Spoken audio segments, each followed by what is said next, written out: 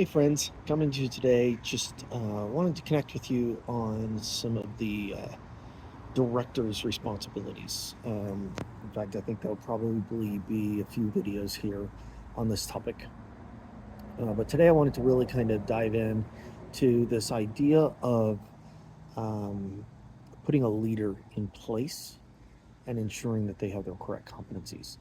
It's a really well known adage that some people are promoted to incompetence, and the idea behind that is that someone is really good at their job. Perhaps they're an engineer of some sort, and they're really good at the job, and so you promote them into a leadership role to lead a team of engineers because they, of course, understand the role more than anything. But what they don't understand is leadership and the competency. So the challenge then becomes, how do you get them that leadership experience? How do you get them that leadership competency? I could argue on the flip side that it's not a promotion to incompetence, but maybe it's a promotion by incompetence. That's a little hard hitting. I get it. But the promotion without the growth and the training and the skill set needed to lead is, in fact, incompetence by the leader who promoted them. So, with that, I challenge you, first of all, if you're going to promote somebody, just like if you're onboarding somebody or if you're taking them into a new role, you're going to go through the process of giving them a competency, training them, doing something, growing them, getting them where they need to be. Leadership is a competency. And once you've built out that competency, you now have the confidence that they'll be able to run and lead in that role, just like you would if you built out a competency for any other thing. Okay. So take the time, spend it on training, get them trained appropriately for how to lead people, and then have the confidence and hold them accountable to the actual competencies of people leadership.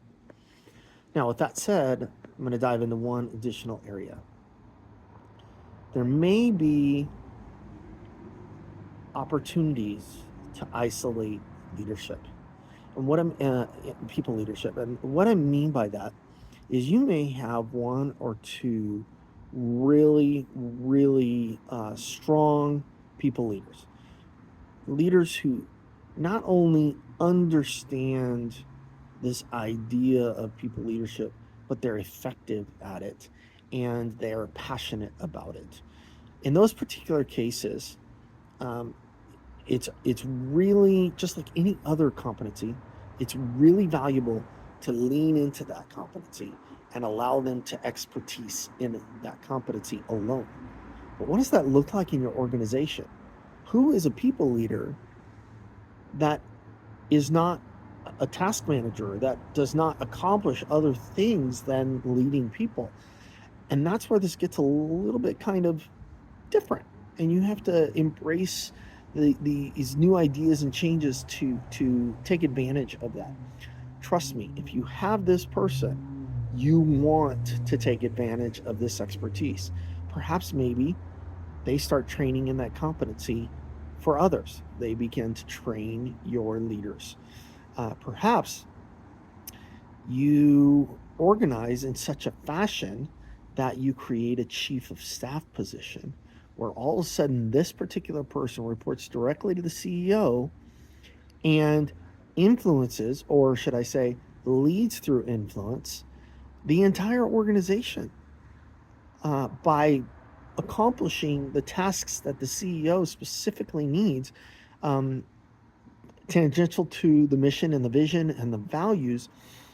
This guy or gal comes in and implements these things because they have an amazing ability to influence people and get them to move in the direction that is needed or desired.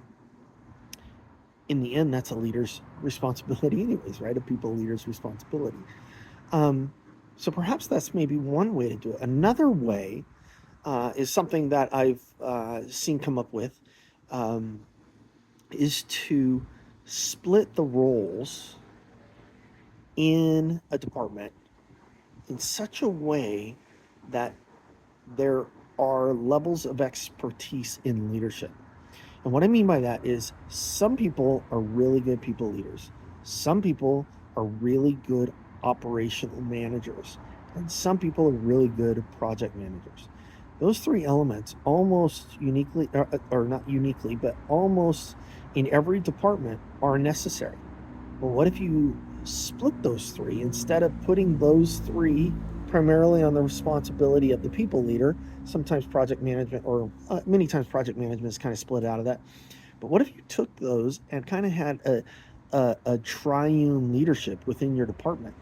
A resource manager or leader, should I say, resource leader, people leader, leading the resources, and everybody reports up to them from a disciplinary standpoint.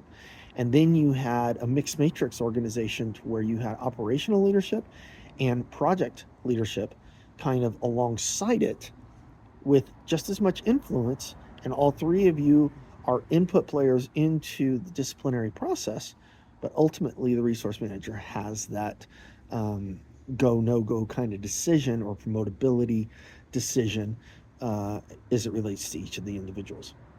So with that, I want to throw that out to you. People leadership is a competency,